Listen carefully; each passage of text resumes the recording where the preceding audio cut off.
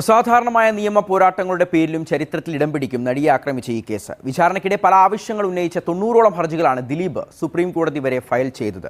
നടിയും കോടതി കയറി ഇറങ്ങിയതിന് കയ്യും കണക്കുമില്ല. 5 തവണ വിചാരണ നീട്ടിവെച്ചു. ജഡ്ജിയെ തന്നെ മാറ്റണമെന്ന് അതിജീവിത ആവശ്യപ്പെട്ടു.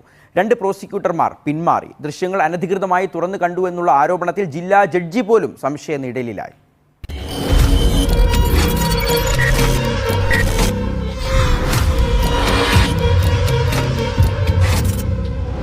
2017 കുറ്റപത്രം സമർപ്പിച്ച് 3 വർഷത്തിന് ശേഷമാണ് നടിയെ ആക്രമിച്ച കേസിൽ വിചാരണ തുടങ്ങിയത്.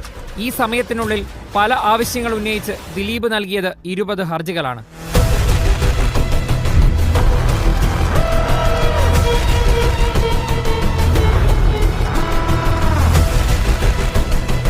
സിനിമാ ചിത്രീകരണത്തിനായി വിദേശത്ത് പോകാൻ അനുമതി വേണം, നടിയെ ആക്രമിച്ച് പകർത്തിയ ദൃശ്യങ്ങൾ ലഭ്യമാക്കണം, കുറ്റപത്രത്തിൽ